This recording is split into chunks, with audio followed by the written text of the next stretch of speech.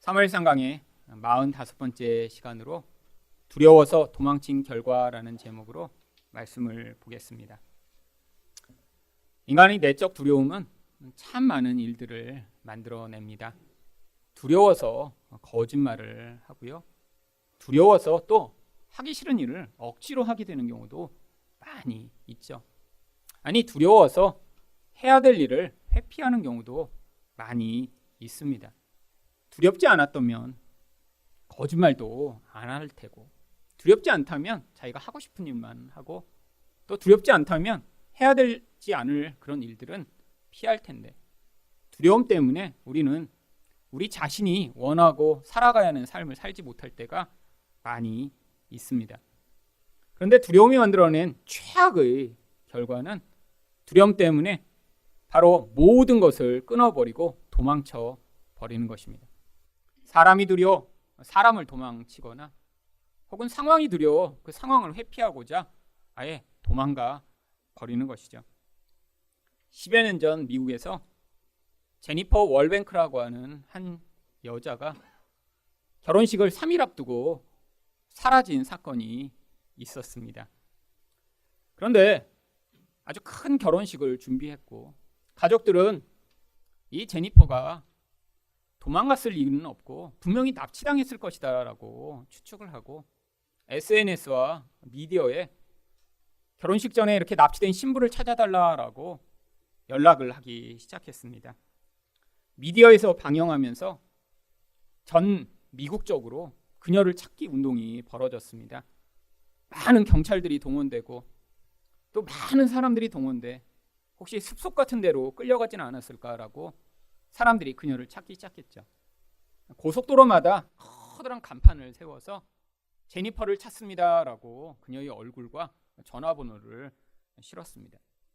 근데 결혼식이 지난 며칠이 지난 후에 그녀한테 전화가 온 거예요.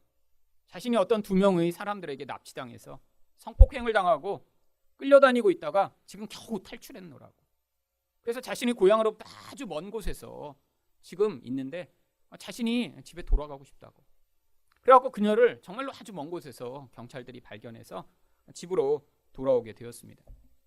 그런데 모든 전후 상황을 맞춰보니까 그렇게 납치당한 것이 아니었습니다. 결혼식을 앞두고 너무 결혼하는 게 무서워서 혼자 버스를 타고 도망갔다가 일이 엄청나게 커진 것이죠.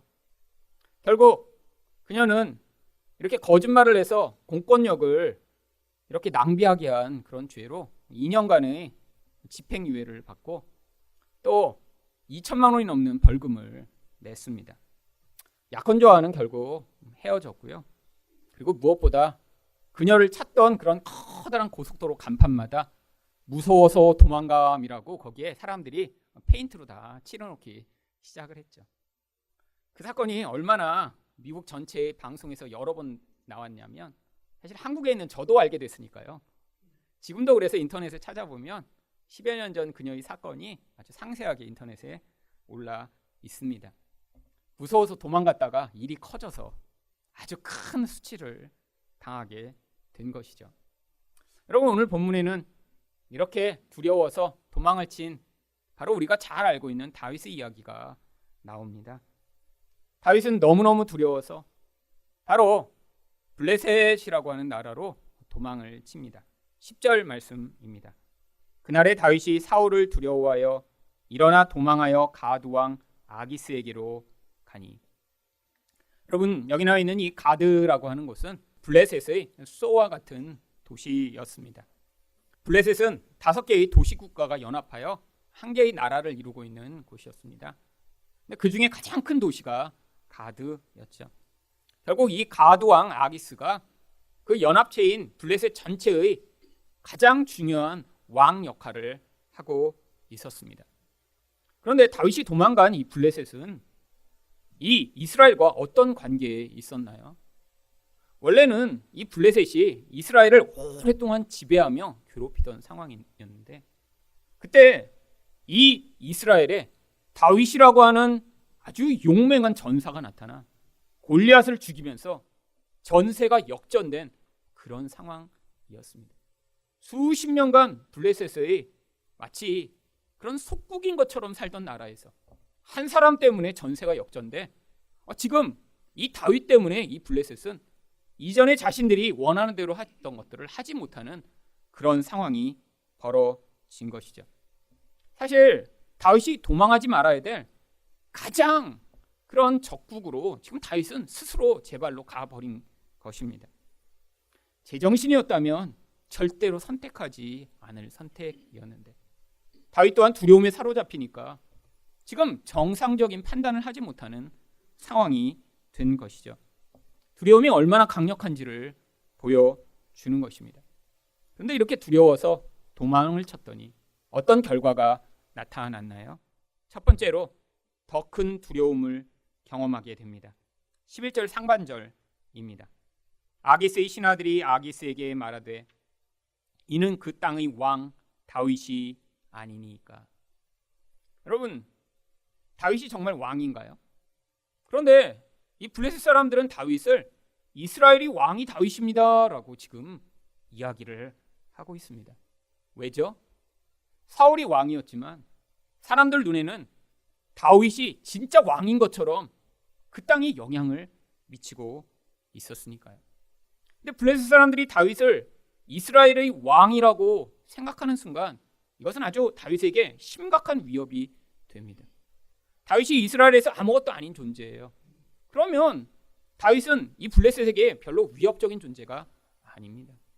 그런데 이 다윗이 이스라엘이 왕이라고 평가받는 순간 지금 이 다윗만 없으면 블레셋은 다시 옛날처럼 이스라엘을 지배하고 자기 속국으로 삼을 수 있는 거예요. 근데 그 왕이 제 발로 걸어 들어온 것입니다. 지금 이런 사람들의 평가는 다윗에게는 엄청난 위협인 것이죠. 또한 11절 하반절에 뭐라고 이야기를 합니까? 무리가 춤추며 이 사람의 일을 노래하여 이르되 사울이 죽인 자는 천천히요 다윗은 만만히로다 하지 아니하였나이까? 블레셋 사람들이 다윗이 그 나라의 진짜 왕이에요 라고 이야기하며 그것을 증명하고자 이야기한 것이 과거에 사람들이 불렀던 노래를 이야기합니다. 이 노래가 얼마나 유행을 했으면 적국에까지 이 노래가 퍼졌을까요? 아마 아이들도 흥얼흥얼하며 이런 노래를 계속 불렀더니 적국 사람들까지도 다 이 노래를 알고 있는 거예요. 여러분, 근데 이 노래를 언제 불렀죠? 바로 다윗이 골리앗을 죽였을 때 사람들이 부른 노래입니다. 왜? 그 사건이 아니었으면 이스라엘은 여전히 마치 한국이 예전에 일본의 속국으로 살았던 때처럼 여전히 지금 블레셋의 손에서 벗어나지 못하고 고통을 겪고 있었을 텐데 이 다윗 한 사람으로 말미암아 이스라엘은 놀라운 자유를 얻었고 반대로 블레셋은 그 이후로 엄청나게 힘든 상황에 처했으니까요.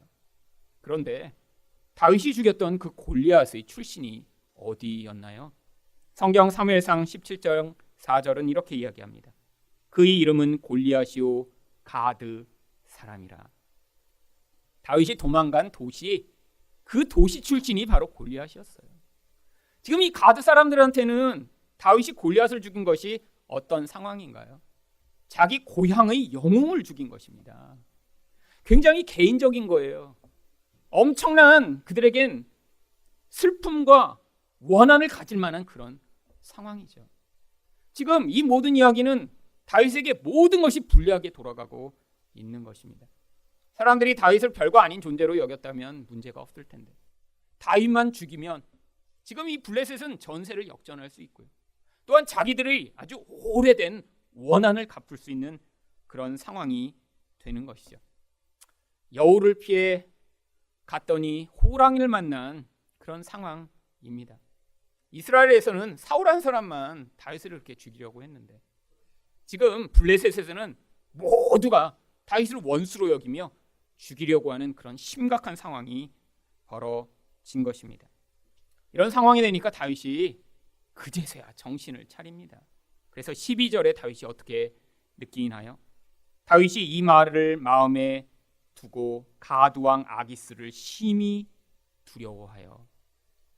이제서야 정신이 났는데 그 상황을 판단하고 나니까 자기가 지금 잘못 온 거예요. 야, 지금 이 왕의 한마디면 내 목숨이 끝이겠구나라고 그때야 느낀 것입니다. 그래서 아기스를 두려워한 거예요. 아기스가 이 다윗만 죽이면 되잖아 라고 하는 순간에 다윗은 죽은 거예요. 여러분, 그때 다윗은 심각한 두려움에 빠집니다. 아기스의 말 한마디에 자기 생명이 왔다 갔다 하는 상황이 된 것이죠. 여러분, 다윗은 자신이 이 두려움 때문에 이런 선택을 한지도 알지 못한 채로 이런 선택을 했습니다. 여러분, 우리도 인생 가운데 어떤 선택을 할 때 이건 내가 두려워서 선택하는 거야. 이건 내 욕망 때문에 선택하는 거지. 여러분, 이런 경우는 한 번도 없습니다. 인생마다 자기 인생에 영향을 미치는 주요한 힘이 어떤 말을 하게 하고 어떤 행동을 자연스럽게 하게 하죠. 여러분, 두려움에 영향을 받는 사람은 자연스럽게 항상 두려움이 이끄는 대로 선택을 합니다. 남들이 보면 좀 이상해요. 왜 거기다 돈을 투자하지? 왜 저런 식으로 반응하지? 아니 왜 저런 말을 하지? 아니 왜 저렇게 도망가 버리지? 남들이 보면 이상한데 그런 내적 힘에 영향을 받는 사람은 그 힘이 자기를 지배하고 있기 때문에 자기도 알지 못하는 그런 상황에서 그런 말이 튀어나오고요. 그런 반응을 항상 할 수밖에 없습니다. 여러분, 우리 가운데도 두려움 때문에 얼마나 많은 선택들을 하고 있나요? 그런데 우리도 깨닫지 못할 때가 너무 많아요. 언제나 깨달을 수 있죠. 그런 잘못된 선택이 가져온 결과가 너무나 치명적이어서 거기서 그 결과로 말미암아 도대체 이 다윗처럼 아무것도 할 수 없는 상황에 처해서야 내가 잘못 선택했잖아. 내가 잘못 말했잖아. 그때 그렇게 하지 말 것이라는 후회를 하게 되죠. 여러분, 우리 인생마다 이렇게 두려움 때문에 어떤 행동을 하면 그 결과가 항상 어떻게 나타나나요? 일시적으로는 잠깐 두려움을 피할지 모릅니다. 그런데 더 큰 두려움이 찾아오게 되어 있어요. 여러분, 두려움은 어디에 존재하는 것인가요? 밖에 두려움이 가득한가요? 산에 공동묘지 있는데 가면 막 그 산에 두려움이 많아서 그 공동묘지를 나오고 나면 덜 두려운가요? 아니에요. 집에서도 두려운 사람은 공동묘지 가도 두렵고요. 집에서 담대한 사람은 공동묘지 가도 두려워하지 않습니다. 여러분, 두려움은 우리 영혼 안에 있는 거예요. 두려움이 왜 생겼죠? 하나님의 생명에서 떠나서 이런 흙과 같은 아무것도 아닌 인생을 자기 힘으로 지키려고 하다 보니까 영혼 안에서 그 두려움이 우리를 끊임없이 쫓아다니며 지배하게 되는 거죠. 미래를 알지 못하니까요. 죽음이 두려우니까요. 하나님을 온전히 신뢰할 수 있는 영적 눈을 잃어버리고 나니까 두려움이 우리 인생에 찾아와. 내가 나중에 돈이 없으면 어떻게 하지? 나중에 건강을 잃어버리면 어떻게 하지? 나중에 사람들이 나를 아무것도 아닌 자라고 여기면 어떻게 하지라고 하는 그런 모든 두려움이 우리 영혼을 잠식하게 되어버린 것이죠. 결국 두려움은 내적입니다. 노력해도 벗어날 수 없고 아무리 애써도 그 두려움으로부터 자유할 수 없는 것이죠. 여러분, 그런데 왜 이런 두려움이 우리 인생 가운데 점점 깊이 찾아오는데 하나님이 이렇게 잠잠하신 것 같이 침묵하시는 것 같은 상황이 벌어지는 것일까요? 여러분, 성경을 읽으시다 보면 성경에는 어떤 상황들이 있을 때 하나님이 즉각 개입하시는 것처럼 보입니다. 왜 그런 줄 아세요? 나머지 이야기는 다 잘라버리고 그 장면만 편집해놨기 때문입니다. 여러분, 성경에 나오는 이 인물의 이야기가 우리처럼 일상을 기록한 게 아닙니다. 아브라함이 막 이렇게 기적을 경험하고 하나님을 만난 이야기요. 여러분, 아브라함의 인생의 수십 년 가운데 중요한 사건만 편집해서 거기다 기록해 놓은 거예요. 몇십 년 동안 일어난 일입니다. 몇십 년 동안. 여러분, 다윗의 인생도 마찬가지예요. 여러분, 다윗의 인생을 우리처럼 세세하게 기록한 것이 아니라 이런 심각한 상황, 하나님이 개입이 필요한 상황, 어떤 과정을 통해 그런 개입을 받게 됐는지 가장 핵심적인 것만을 기록해 놓고 있기 때문에 굉장히 하나님이 매 순간 개입하시는 것처럼 보이죠. 아니요.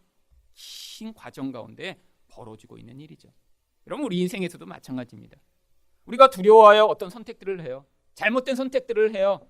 그게 더 나쁜 결과를 자꾸 가져옵니다. 그런데 그게 하루 이틀에 벌어진 일이 아니라는 거예요. 작년에 선택한 게 올해 영향을 미칠 수도 있고요. 아니 10년 전에 그렇게 선택을 했는데 10년이 지나서야 그때 내가 왜 그렇게 했을까라고 후회하게 되는 그런 상황이에요. 여러분, 하지만 하나님이 이런 긴 과정을 통해 우리 인생을 지금 바라보고 계시다라는 거예요. 여러분, 지금 다윗이 이런 과정을 지나가는데 하나님이 다윗 어디 갔는지 없어졌네? 이스라엘 안 있고 거기가 있지? 나중에 발견한 다음에 하나님이 왜 이렇게 블레셋에가 있어? 이런 하나님이 아니시라는 거예요. 여러분, 우리 인생 이 땅을 살아가는데 하나님이 개입이 잘 없는 것 같아요. 지난 10년 동안 돌아보니까 기적이 하나도 없었어요. 그냥 나는 일상을 살고 있는 것 같아요. 늘 두려움 때문에 어떤 선택들을 해나가고 나의 욕망 때문에 무슨 선택을 해나가며 하나님과 관계없는 삶을 사는 것 같은데, 하나님이 그런 상황 가운데도 지금 기다리고 계신 것입니다. 언제까지요? 때가 될 때까지요. 여러분, 착각하지 마세요. 여러분이 마음대로 살아가고 있다고 하나님이 여러분의 인생을 그냥 방치 한 채로 놔두시다가 죽기 전에만 개입하시는 그런 하나님이 아니세요. 하지만 이런 하나님의 개입을 민감하게 깨닫지 못하면 우리 인생의 선택은 늘 어떻게 될까요? 작은 데서 배워야죠. 사소한 일상에서 하나님의 개입을 경험해야죠. 작은 두려움 가운데도 그 두려움이 만드는 결과를 보면서 우리 하나님이 어떠신 분이신가를 보며 하나님을 향한 신뢰를 배운 사람만이 우리 일상 가운데 나타나는 삶을 통해서도 하나님과 같은 그런 선한 결정과 선택으로 남에게도 유익되며 하나님 나라를 확장하는 삶을 살 수 있죠. 하지만 일상 가운데 이런 것들을 배우지 못하며 큰 사건을 통해서만 배운 사람은 어떤 삶을 삽니까? 살면서는 끊임없이 자기 원하는 대로 살아요. 두려움이 끊임없이 주도하기 때문에 삶에서 끊임없이 그 두려움이 만드는 결과로 실패하고 무너지고 꺾여지고, 그리고 10년 만에 깨달은 다음에 그때 10년마다 한 번씩 간증하는 거예요. 10년 된 간증, 그건 은혜롭습니다. 여러분, 근데 그런 사람이 특징이 있잖아요. 막 어떤 큰 사건을 경험한 다음에 이렇게 와서 막 간증을 확 해. 그래서 사람들은 굉장히 은혜로워요. 거기가 끝입니다. 거기가 끝이에요. 아무것도 아니에요. 그리고 나서 다 어떻게 돼요? 또다시 10년 동안 깊은 침묵과 어두움과 악을 행하다가 다시 10년 후에 다시 돌아와 다시 한번 간증. 여러분, 우리 주변에 그런 사람이 있습니다. 여러분, 왜 우리가 말씀을 매주 나눠야죠? 지난주에 본 사람이랑 뭐 이렇게 나눌 게 있다고 또 나눠요. 여러분, 힘드시죠? 그렇잖아요. 매주 나누는 거 쉽지 않습니다. 여러분, 근데 그렇게라도 자꾸 자극을 해야 우리 일상과 삶과 내 인생 가운데 역사하셨던 하나님의 흔적을 자꾸 영적인 눈으로 바라보게 되는 거예요. 여러분, 그렇게 나누다 보면 신기한 일들을 발견합니다. 이전에는 내가 그렇게 행동한지 몰랐는데 그게 어떠한 의미를 가지고 있음을 알게 되고요. 하나님이 멀리 계신 분이 아니라 나의 삶에서 내가 이렇게 실패하고 무너지고 깨어지는 과정 가운데도 여전히 나를 바라보고 계시며 나를 변화시키고 은혜로 인도하고 계셨음을 깨닫게 되는 것이죠. 여러분, 그런데 이런 두려움이 만들어낸 심각한 결과, 이 결과 가운데 처해서야 무엇을 할 수 있나요? 그 자리에서야 결국 진짜 기도를 할 수 있습니다. 여러분, 지금 다윗이 지금 이스라엘에 있다가 지금 이 블레셋으로 올 때는 무엇을 안 했을까요? 기도를 안 했어요. 물론 이런 기도는 했겠죠. 하나님 도와주세요. 하나님 도와주세요. 그 다음에 그냥 결정해서 자기가 온 거예요. 이건 기도한 게 아닙니다. 여러분, 기도한 거는 내가 원하는 걸 그냥 아랜 다음에 내가 원하는 대로 행동하는 게 그게 기도가 아니에요. 기도의 진짜 의미는 하나님 앞에서 내 뜻을 내려놓고 하나님 뜻을 받아들이는 게 기도예요. 근데 다윗은 그냥 기도하지 않은 거예요. 어떻게 한 거예요? 아직 내 힘이 남아있어서 내가 원하는 대로 그냥 행동한 거예요. 그 힘이 뭐예요? 두려움에 매여있는 자아의 힘입니다. 그 인생을 지배하는 힘이며 다윗의 영혼을 사로잡고 있는 강력한 힘이죠. 하나님의 다스림이 경험하기 전에 자기가 원하는 대로 해버린 거예요. 그리고 나서 이런 심각한 상황이 되고 났더니 그제서야 다윗이 무엇을 한 줄 아세요? 이제야 진짜 기도를 시작합니다. 여러분, 다윗이 이런 상황을 경험하고 나서 이때 경험한 그 심각한 상황, 죽을 수밖에 없는 그런 심각한 상황, 근데 그 상황에서 구원받고 나서야 뭘 하느냐면 하나님을 고백하기 시작해요. 그래서 바로 이때 경험했던 일들을 시편에 기록해 놓았습니다. 여러분, 그래서 시편 34편이 바로 이때의 경험을 바탕으로 자기가 그때 어떻게 느꼈고 어떤 일들을 했으며 어떤 결과가 주어졌는지를 기록하고 있는데, 시편 34편에 이렇게 제목이 붙어 있습니다. 다윗이 아비멜렉 앞에서 미친 채 하다가 쫓겨나서 지은 시. 여러분, 이게 시편 제목이에요. 미친 채 하다 쫓겨나 지은 시. 여러분, 근데 오늘 본문에는 다윗이 어떤 행동을 했는지는 안 써 있습니다. 근데 이 시편에 다윗이 거기서 뭘 했는지 이렇게 기록해요. 시편 34편 4절과 6절입니다. 내가 여호와께 간구하매 내게 응답하시고 내 모든 두려움에서 나를 건지셨도다. 이 곤고한 자가 부르짖음에 여호와께서 들으시고 그의 모든 환난에서 구원하셨도다. 다윗이 뭘 했대요? 간구하고 부르짖었대요. 근데 오늘 상황을 보세요. 그럼 미친 체하면서 막 간구했을까요? 하나님 도와주세요. 아니에요. 아무 행동도 안 한 것 같아요. 그냥 미친 행동만 하는 것 같은데 어디서 이런 부르짖음과 간구를 했다는 거예요? 영혼에서요, 영혼에서요. 죽을 것 같으니까요, 무서워서. 여러분, 진짜 기도가 이런 거예요. 40일 작정 기도를 하고 났더니 하나님이 도와주셨더라. 그게 아니라 내 힘으로 이젠 내가 아무것도 할 수 없는 그 자리로 몰려갔을 때 그 자리에서 영혼에서 터져 나오는 하나님 이제는 아무것도 할 수 없습니다. 도와주세요. 라고 하는 그 기도요. 하나님이 시키시는 대로 이제는 할게요. 라고 하는 그 기도요. 근데 뭘 경험했죠? 그때 하나님의 개입과 은혜를 경험한 것입니다. 여러분, 하나님이 우리 인생 가운데 그래서 이런 두려워할 만한 상황, 아니 내가 기도를 많이 하고 선택해도 그 선택이 최악의 선택으로 나타나게 되는 경우들을 허용하시는 경우가 많이 있습니다. 여러분, 대부분 기도를 언제 하시죠? 어떤 중요한 결정을 앞두고 그때 기도를 많이들 합니다. 이게 기도에 대해서 우리가 가장 잘못하고 있는 행위예요. 왜요? 왜 중요한 결정 앞두고 우리는 기도를 많이 하죠? 그 결정이 나쁜 결과가 나타날까 봐요. 그래서 언제 제일 기도를 많이 하죠? 결혼을 앞두고 기도를 많이 합니다. 여러분, 근데 아시잖아요. 기도 많이 했다고 결혼이 더 좋은 결혼이 되고, 기도 안 한 사람은 막 완전히 그냥 힘든 인생을 사는 게 아니에요. 결과가 늘 똑같아요, 그냥. 여러분, 기도 많이 하거나 기도 많이 하지 않았거나 어차피 결혼은 쉽지 않은 것입니다. 여러분, 기도를 많이 하고 사업을 하면 항상 성공하고, 기도 많이 안 하면 사업이 실패하나요? 아니에요. 근데 심지어는 어떤 분들은 이렇게 생각하는 분도 있어요. 딸 나오면 야, 기도 안 하고 그렇게 했기 때문에 딸 낳았잖아. 여러분, 목사님 어머니가 권사님이 그렇게 자기 아들을 야단치며 혼내는 걸 본 적이 있어요. 얼마나 기도를 안 하길래 이렇게 딸을 셋이나 낳냐? 정말 여러분, 이런 게 우리의 잘못된 생각이에요. 어떤 생각이요? 기도로 내가 원하는 것들을 얻어내고자 하는 그런 태도요. 여러분, 진짜 기도는 어떤 거죠? 하나님의 뜻을 받아들이는 것입니다. 하나님 뜻 받아들이려면 어떻게 돼야 돼요? 내 뜻이 다 깨지고 무너져야 돼요. 내 생각대로 살 수 없어야 돼요. 그때 하나님 도와주세요라고 하면 하나님이 그때 말씀하시는 것들을 내가 받아 반응하게 될 때, 이게 기도를 한 것입니다. 하나님이 그래서 우리를 기도의 자리로 인도하고 계신 거예요. 어떤 기도의 자리요? 바로 그 기도의 자리에서 경험한 자기 마음 상태를 다윗이 뭐라고 여기에 써놨냐면 시편 34편 18절입니다. 여호와는 마음이 상한 자를 가까이 하시고 중심으로 통회하는 자를 구원하시는도다. 여러분, 다윗이 이 아비멜렉 앞에서 미친 채 하면서 그때 무엇을 경험했다고 기록하나요? 자기 마음이 상했대요. 또한 중심으로 통회했대요. 여러분, 마음이 상한 게 무엇이죠? 여러분, 모든 일이 내 마음대로 되고 있으면 마음이 상하지 않습니다. 근데 내 마음대로 되지 않으니까 지금 마음이 상해서 고통하고 아프고 힘든 거예요. 근데 여러분, 마음이 상했어도 교만한 자는 어떻게 하는 줄 아세요? 나를 상처 입히고 나를 힘들게 하는 다른 사람이나 상황을 끊임없이 바꾸어내며 그것과 싸웁니다. 여러분, 상처 입은 사람들 여러분 주변에 보셨죠? 근데 교만한 채로 상처 입은 사람이 제일 무서워요.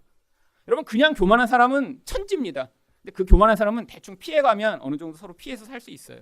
근데 상처 입었는데 교만한 사람을 잘못 건드리면 진짜 무섭습니다. 그렇잖아요. 상처 입었는데 누가 살짝만 건드리면 너 잘 만났다. 근데 그 사람이 내 아내거나 남편이면 그날은 이제 뼈도 못 추리는 날이죠. 여러분, 밖에서도 조심해야 합니다. 아무한테나 빵 하시면 안 돼요. 확인해 보셔야 돼요.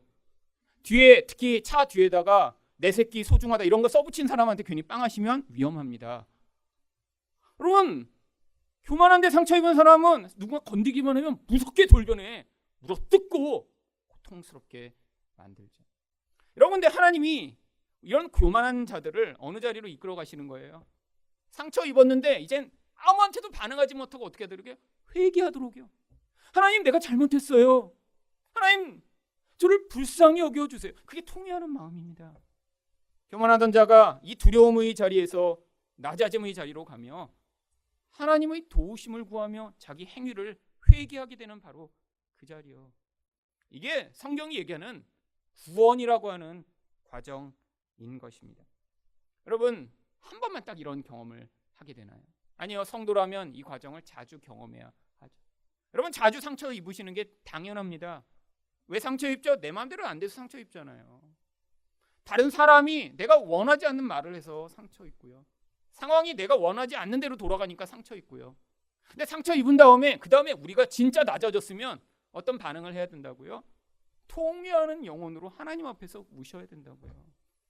여러분, 울지 못하면 우리 안에 독이 가득해집니다. 여러분, 독이 쌓인 사람들은 어떻게 반응하죠? 주변에 한 놈만 걸려라 하면 자기 독을 쏟아내요. 무섭게 반응합니다. 물어뜯습니다. 비난합니다. 공격합니다.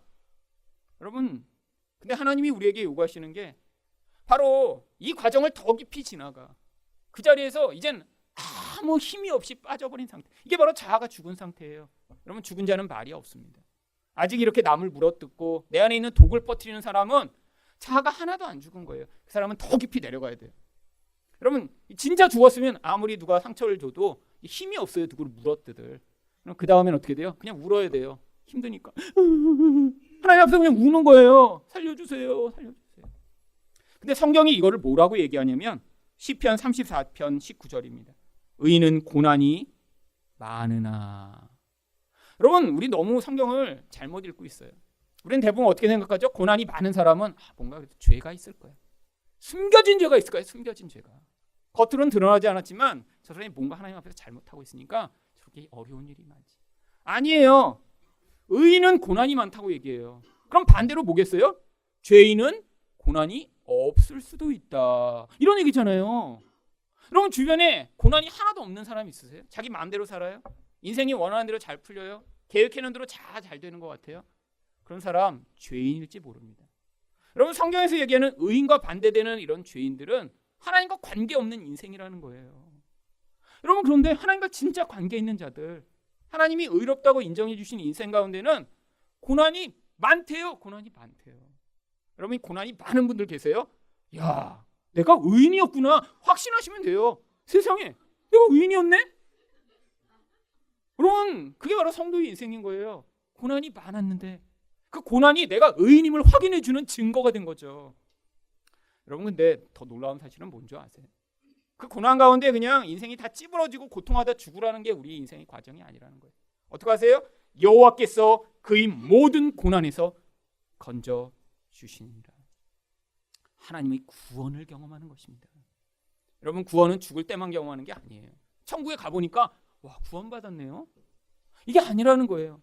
우리 두려움이 만들어내는 이 인생의 모든 결과들, 두려움 때문에 회피하며 도망치며 거짓말하며 살아가는 우리 인생 가운데 하나님이 이렇게 개입해 오셔서 구원함을 경험하며 하나님, 저를 구원해 주셨군요 라는 사실을 고백한 그 과정을 통해 우리는 인생 가운데 바로 하나님이 구원자가 되심을 경험하게 되는 것입니다.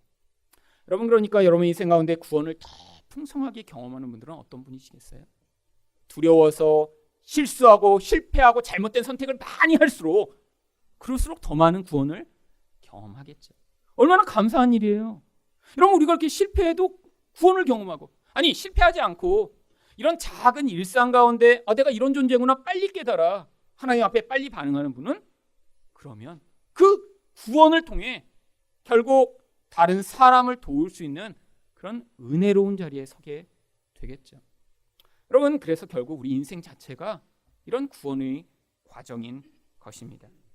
두 번째로 두려워서 도망친 결과는 무엇인가요? 수치를 당하게 됩니다. 13절 상반절입니다. 그들 앞에서 그의 행동을 변하여 미친 채 하고. 다윗이 갑자기 이런 심각한 상황에 처했더니 갑자기 미친 척을 하기 시작합니다. 미친 척을 어떻게 구체적으로 했는지 13절 하반절이 이렇게 기록하고 있습니다. 대문짝에 그적거리며 침을 수염에 흘리매. 이 대문에 그적거리다라고 하는 것은 글씨를 쓰는 것처럼 뭐를 이렇게 자꾸 낙서를 하는 것을 얘기합니다. 근데 왜 사람들이 당시에 이렇게 대문에다 그렇게 글씨를 쓰는 것처럼 낙서를 하면 저 사람 미쳤다라고 생각을 한 것일까요? 여러분, 고대에는 글을 아는 사람이 아주 소수에 불과했습니다. 한 마을에 한두 명. 여러분, 이 글씨는 아주 소수만을 위한 거예요. 그러니까 이렇게 미친 사람이 되면 평소에 어떤 일을 하고 싶을까요? 나도 이렇게 글씨를 아는 사람처럼 유식한 사람이 되고 싶었는데, 이런 마음이 있는 사람들은 이제 마치 대문 앞에서 자기가 글씨를 쓰는 것처럼 끄적끄적하면서 마치 자기 잠재된 욕망을 표현하는 그런 행동으로 나타났던 경우들이 있었던 것이죠. 그래서 사람들이 글씨도 모르는 게 저기 글씨 아는 것처럼 막 사람 많은 대문 앞에서 이렇게 글을 써 그러면 저 미쳤구나 이렇게 아는 것입니다. 그 다음에 왜 침을 흘리는 게 이 미친 사람의 표시가 됐나요? 여러분, 이스라엘 남자나 당시 중동에서는 지금도 그렇죠. 다 수염을 길렀죠. 남자면. 이 수염은 단순한 수염이 아닙니다. 머리보다 더 훨씬 중요했어요. 머리는 뭐 터번이나 이런 걸로 가렸지만 이 수염은 남자가 이 수염을 통해서 남자의 긍지와 또 자기 가치를 보여주는 것으로 이 수염을 기른 것입니다. 수염이 없는 거는 이거는 무척 수치스러운 거예요. 여러분, 근데 그 수염에도 어떻게 해요? 침을 질질 흘려요. 이건 지금 사람으로서의 가치를 다 잃어버린 거예요. 어머, 어떻게 저렇게 더럽고 추하게 살 수 있어? 그러니까 미친 사람만 한 거죠, 미친 사람. 여러분, 이게 바로 지금 다윗이 자기 모든 가치와 자기 존재의 자존감을 다 포기한 상태입니다. 여러분, 근데 다윗은 원래 어떤 사람이죠? 평범한 사람이 아니잖아요. 여러분, 이스라엘의 영웅입니다. 이스라엘의 영웅. 여러분, 이스라엘에 가면 다윗을 모르는 사람이 없어요. 근데 블레셋에서도 아주 유명한 사람이에요. 유명한 사람. 아마 다윗은 그렇게 생각했겠죠. 내가 이렇게 가면 잘 모를 거야. 아니요, 다 알아요, 다. 여러분, 이런 영웅인데, 이런 유명하고 멋진 사람인데 지금 어떻게 됐어요? 미친 사람이라는 가장 수치스러운 자리로 내려간 것입니다. 여러분, 원래 잘 나가던 사람이 이렇게 부끄러워지는 게 훨씬 더 힘들어요. 원래 평범한 사람은 조금 남들이 자기를 잘 모르고 창피를 당해도 그게 뭐 그냥 가족에서 끝나죠. 근데 원래 유명한 사람이었어요. 사람들이 다 알아요. 그러다가 갑자기 창피해지면 그 인생 가운데 그게 치명적 영향력을 미칠 수 있습니다. 그래서 유명할수록 자기 자신의 그 모습을 지키고 그 명예를 유지하고자 엄청난 노력을 기울이죠. 근데 다윗이 갑자기 어떻게 이런 미친 사람 흉내를 낼 수 있는 그런 자리로 낮아진 것일까요? 바로 교만의 자리에서 내려왔기 때문이죠. 하나님을 온전히 의존한다는 게 뭐죠? 가장 겸손한 자리로 내려간 것입니다. 이제 자기 자신의 아무런 가치가 없어요. 생명을 잃어버리면 끝이니까요. 하나님만을 온전히 바라보는 자의 태도가 바로 여기서 나타나는 것입니다. 여러분, 근데 놀라운 일이 벌어집니다. 이런 미친 행동을 했더니 14절에서 아기스가 어떻게 반응하나요? 아기스가 그의 신하에게 이르되 너희도 보거니와 이 사람이 미치광이로다. 어찌하여 그를 내게로 데려왔느냐. 여러분, 이스라엘의 영웅인 다윗이 이렇게 미친 사람 행동을 조금 했더니 아기스 보고 저는 지금 살려고 저 거짓말하는 거 아니야? 라고 한 게 아니라 진짜 미치광이잖아. 진짜 미치광이잖아. 아기스를 그 행동으로 속일 수 있었습니다. 게다가 아기스가 거기서 또 15절에서 어떻게 반응했나요? 내게 미치광이가 부족하여서 너희가 이자를 데려다가 내 앞에서 미친 짓을 하게 하느냐? 이자가 어찌 내 집에 들어오겠느냐 하니라. 다윗을 쫓아내버립니다. 여러분, 다윗이 아기스의 집에 들어갈 때는 제 발로 걸어 들어갔지만 나올 때는 제 발로 걸어 나올 수 없는 상황이에요. 아기스가 거기서 죽여. 그럼 끝인 거예요. 그런데 거기서 아기스가 다윗을 쫓아내버립니다. 여러분, 구원을 받게 된 거죠. 어떤 구원이요? 이렇게 부끄러운 자리로 내려갔더니 거기서 구원이 임한 거예요.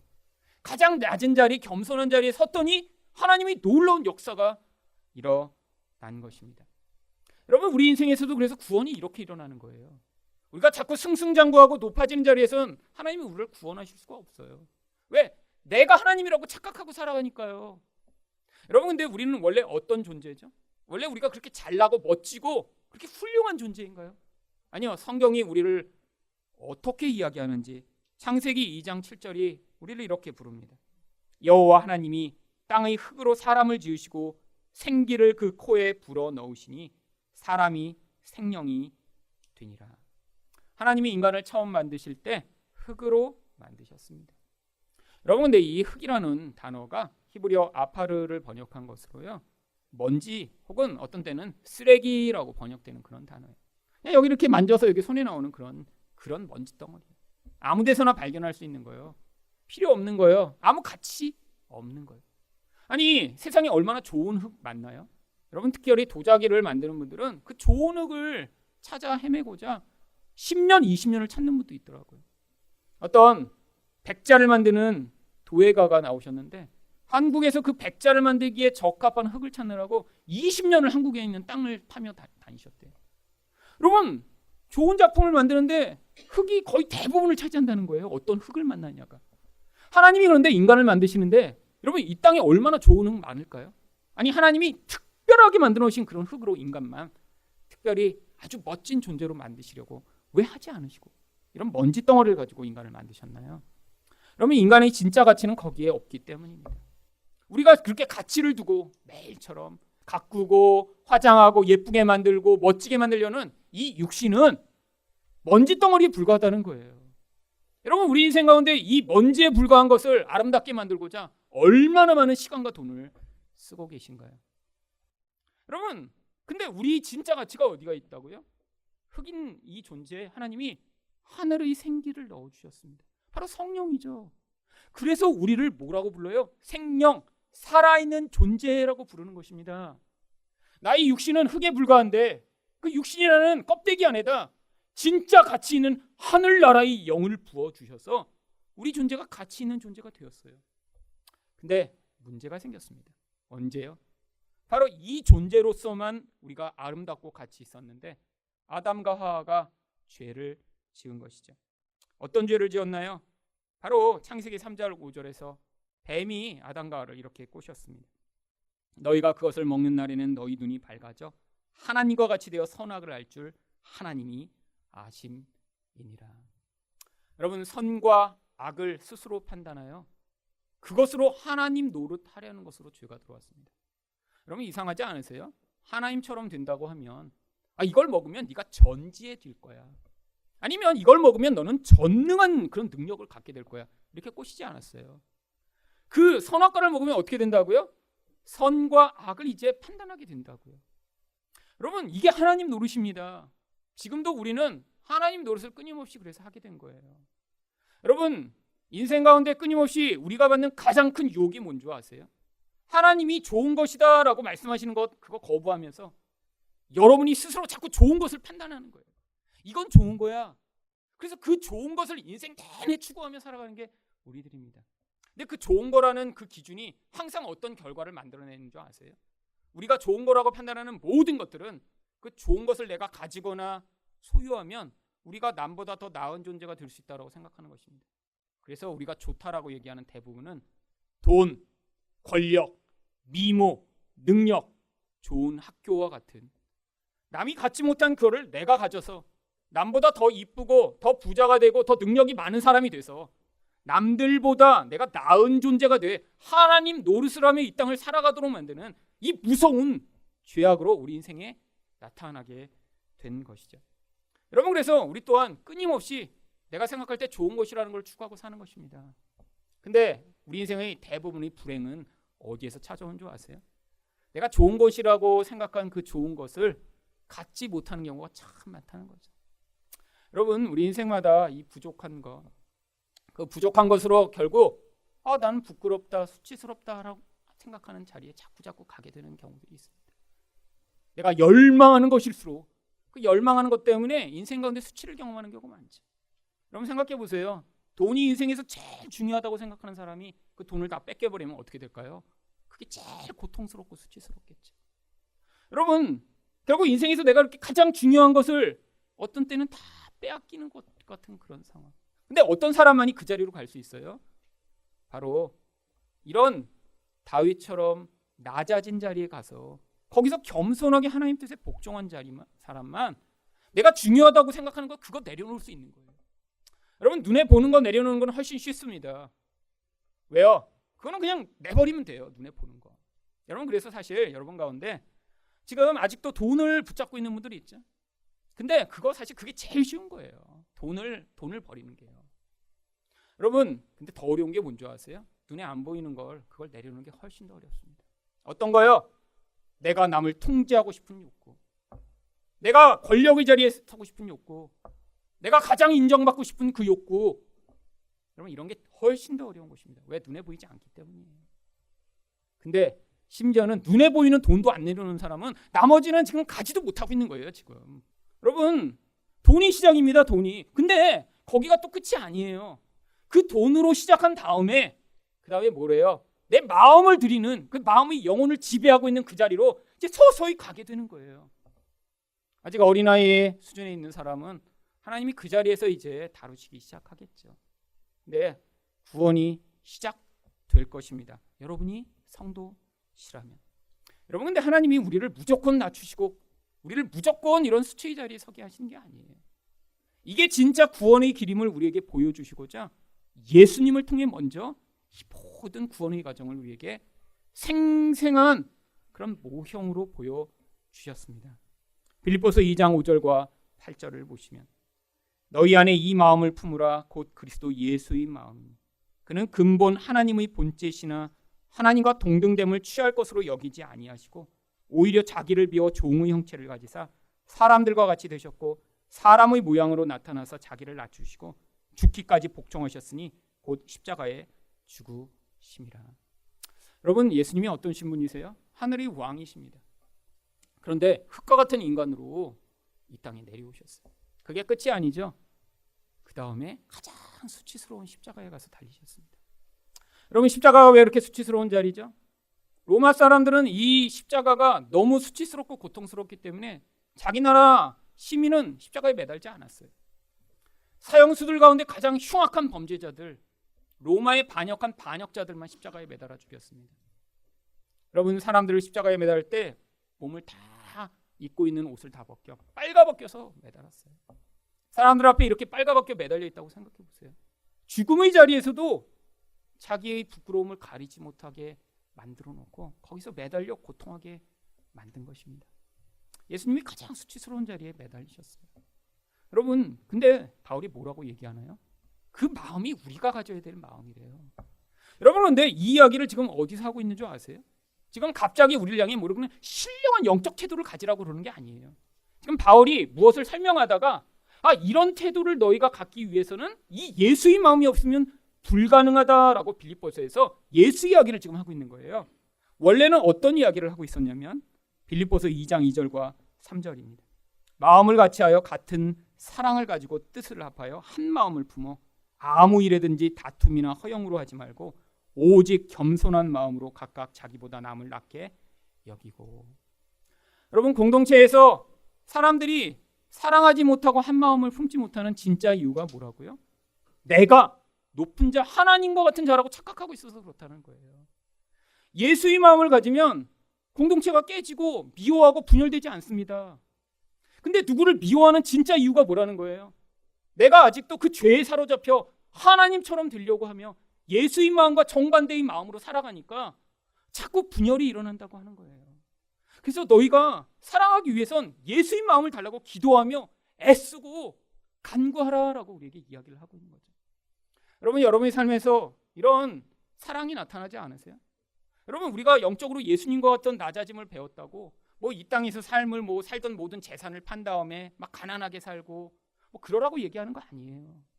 우리가 지금 처해진 그 환경 가운데 내가 사랑하지 못하고 누군가 미운 사람이 있고 같이 할 수 없다면 지금 내 안에선 예수의 마음이 아니라 죄악이 나를 지배하며 나의 인생을 이끌고 있다는 사실을 깨달으라고요.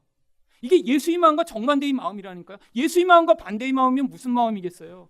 그게 바로 사람의 마음이며 마귀의 마음인 거죠. 우리 영혼이 바로 그런 힘에 지금 영향을 받고 있으니까 너희가 잘못됐다는 거 깨닫고 예수의 마음 달라고 기도하며 우리 안에서 이런 모습이 나타날 때마다 예수님은 이렇게 하셨는데 아직도 저는 그 자리에 설 수 없군요라고 회개하며 하나님 앞에 나오라고요.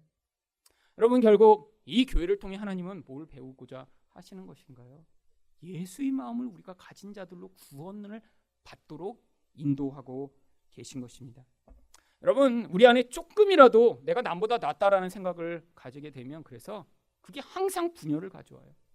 여러분, 내가 남보다 낫다라고 하는 건 다양한 데서 우리는 그 모든 것을 찾습니다. 저 사람은 저걸 못하는데 나는 잘해. 여러분, 그 대표적인 사람이 누군 줄 아세요?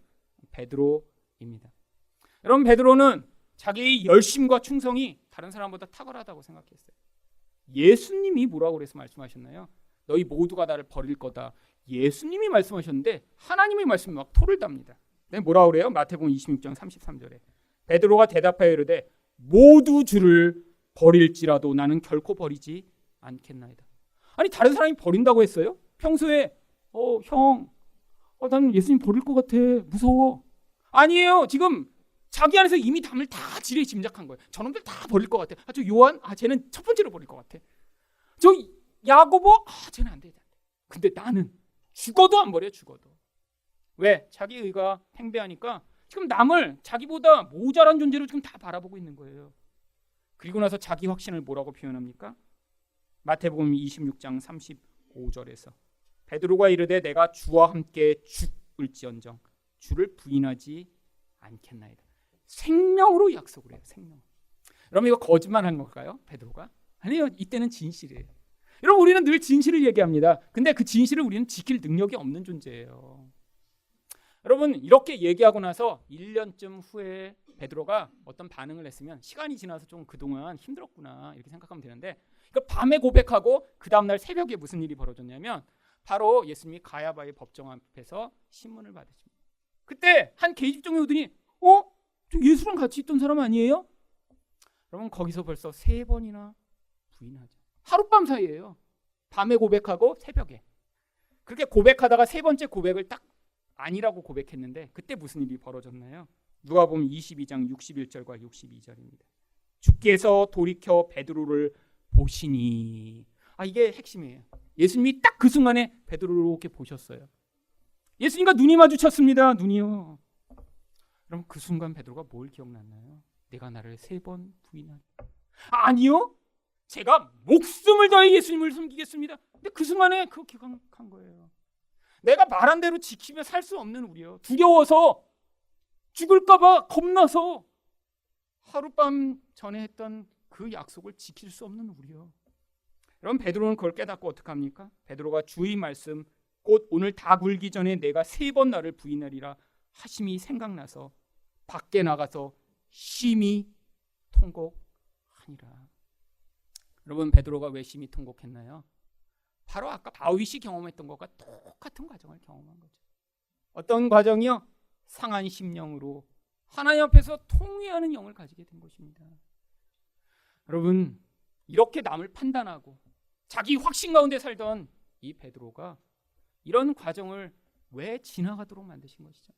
역사 내내 지금 2000년 동안 사람들이 이 베드로의 실패 이야기를 지금 교회에서 선포하고 있잖아요. 개인적으로는 굉장히 창피한 일입니다. 그렇죠? 제가 만약에 베드로였고 이런 상황을 알았으면 제발 제 이야기는 좀 성경에서 빼주세요.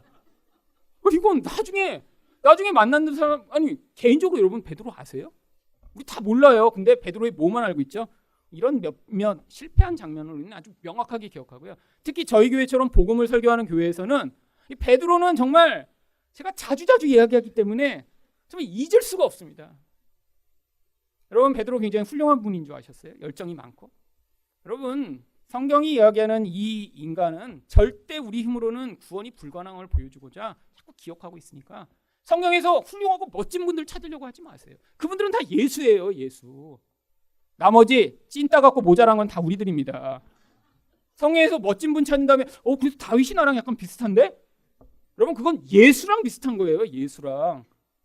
지금 다윗이 이렇게 두려워 거짓말하며 도망치는 거 그게 우리예요. 그게. 여러분 성경 읽으시면 늘 그랬죠. 이 사울 나쁜 놈 맞나? 그 사울이 우리고요. 와 다윗이 이렇게 멋진데? 그건 예수님이세요. 혹시 우리 가운데 이런 멋진 모습이 나타났으면 어떻게 된 거예요? 그 사람이 구원받은 성도라 예수의 영이 우리 영혼 가운데 들어와 우리로 하여금 불가능한 우리로 하여금 예수의 그런 모습을 나타내서 그런 반응이 나타나게 되는 거예요. 그러니까 그때 나타나면 이거는 정말 예수님의 모습이 나에게 나타나네. 내가 구원받은 성도 맞구나. 나는 사랑하는 게 불가능한데 어떻게 이렇게 사랑하게 됐지? 나는 회개하는 게 불가능한데 어떻게 회개하게 됐지? 이게 예수의 영이 우리와 함께 있는 증거죠. 나머지 바보 같은 모습이 나타나면 맞습니다 하나님. 이게 접니다. 제가 사울이고 거짓말하는 자입니다 라고 고백해야 정상입니다. 여러분 베드로가 이런 과정을 겪었더니 어떤 사람이 됐나요? 여러분 이 베드로가 만약에 이전과 같은 자기 의가 똘똘 뭉쳤어요. 그러면요 여러분 초대교회 할 때 이 베드로의 헌신과 눈에 드는 사람 아무도 없었을 거예요. 베드로는 처음부터 어떻게 헌신했나요? 예수를 만난 순간에 그냥 자기 배를 버리고 가족을 버리고 떠났어요. 요즘으로 얘기하면 직장을 바로 버린 것입니다. 여러분, 배 한 척을 가지고 있다는 건 엄청난 부자죠. 여러분, 지금도 어촌에 가서 이 배 한 척 가진 분들은 엄청 부자입니다. 몇억 원씩 해요. 배 작은 것도. 큰 거요? 몇십억 원짜리죠. 그거 버리고 왔어요. 그냥 예수 믿겠다고. 여러분, 나중에 초대교회를 하며 아마 베드로가 이런 마음으로 했으면, 이 바보 같은 놈들, 이 환난 가운데 이렇게 떨어? 내가 차라리 먼저 처단하겠다. 이런 마음으로 성도를 바라봤을 거 아니에요. 근데 이 베드로가 사람들을 사랑하며 품으며 무엇보다 이 사랑이 중요함을 성도들에게 전파하는 사도가 됩니다. 여러분, 그래서 이 베드로 후서에 보면 이 베드로가 8가지 성도들이 갖춰야 할 덕에 대해서 이야기를 해요. 이 덕이 그래서 차곡차곡 쌓여가서 8가지가 나옵니다. 베드로후서 1장 5절부터 7절입니다. 그래서 베드로의 팔덕이라고 불리는 그런 본문이에요. 그런데 이 덕들이 원래는 이렇게 연결된 것입니다. 하지만 뭐가 이 내용 가운데 있는지 한번 보세요. 그리고 이 팔덕의 최고 높은 단계가 무엇인지 한번 보세요. 그러므로 너희가 더욱 힘써 너희 믿음의 덕을, 덕의 지식을, 지식의 절제를, 절제의 인내를, 인내의 경건을, 경건의 형제 우애를, 형제 우애의 사랑을 더하라. 여러분, 이렇게 남을 판단하고 저놈들은 예수 다 버릴 텐데 저만 예수님 끝까지 따를게요 라고 하던 자가 나중에 덕 가운데 가장 높은 단계에서 형제의 우애와 사랑을 이야기합니다. 이 단계가 성도가 가야 될 가장 높은 단계이며 반드시 만들어내야 할 과정이라는 것이죠. 여러분, 근데 누가 이런 얘기를 하죠? 실패했던 자, 자기 의로서는 절대로 사랑이 불가능함을 고백하고 수치를 경험한 자가 바로 이런 고백을 하게 되는 것입니다. 여러분, 다윗은 오늘 두려워서 이런 부끄러운 자리에 섰는데, 근데 그 자리에서 하나님의 구원을 경험합니다. 여러분, 이게 우리 인생이잖아요. 우리 또한 얼마나 많은 잘못된 선택들을 하나요? 그게 우리 인생 가운데 실패와 부끄러움을 또 얼마나 많이 가져오나요? 그런데 성도는 낙심할 필요가 없다라는 거예요. 이렇게 잘못 선택을 하고 최악의 선택을 했는데 그 과정에서 낮아져 하나님께 간구하며 하나님의 구원을 열망했더니 하나님이 구원하심을 경험하며 오히려 자기 인생의 경험을 통해 많은 사람들을 위로하고 축복하는 이런 시편을 기록한 것이죠. 여러분, 우리 인생 가운데 부를 찬양이 무엇인가요? 하나님, 제가 이렇게 열심히 일했습니다. 하나님, 제가 이런 멋진 업적을 남겼습니다. 그러면 이런 거 나중에 우리가 노래하는 거 아니에요. 다윗이 이 과정을 경험한 다음에 시편 34편 1절부터 3절까지 어떤 찬양을 부르냐면, 내가 여호와를 항상 송축하며 내 입술로 항상 주를 찬양하리로다. 내 영혼이 여호와를 자랑하리니 곤고한 자들이 이를 듣고 기뻐하리로다. 나와 함께 여호와를 광대하시다 하며 함께 그의 이름을 높이세. 여러분, 바로 수치스러운 자리에 낮아졌던 자가 하나님만을 찬양하는 자리에 서게 되는 것입니다. 여러분, 우리가 천국에 가서 할 찬양이 바로 이거예요. 여러분, 천국에 가서 하나님, 제가 교회를 몇 개 세운 줄 아세요? 하나님, 제가 헌금을 얼마나 많이 한 줄 아세요? 하나님, 제가 얼마나 충성하여 교회를 섬긴 줄 아세요? 하나님 뭐라고 그러실까요? 모른다. 이게 하나님이 답이에요. 난 몰라 그런 거. 여러분, 우리가 천국에 가서 자랑할 게 하나님 한 분밖에 없는 것입니다. 나 같은 수치스러운 자, 두려움에 매어 끊임없이 살아가며 나의 욕망에 매어 살아가는 자를 통해서 우리 인생 가운데 그 귀한 예수를 보내어 구원하셔서 바로 그 예수만을 자랑하는 자 되게 만드시고자 하는 것이 우리 인생을 그 부끄러운 자리에서 구원하시는 하나님의 목적인 거예요. 바로 그게 찬양입니다. 그게 이 땅에서 구원을 경험한 자들만이 부를 수 있는 참된 찬양인 것이죠. 이런 순결하고 아름다운 찬양만을 부르시는 여러분이 되시기를 예수 그리스도 이름으로 축원드립니다.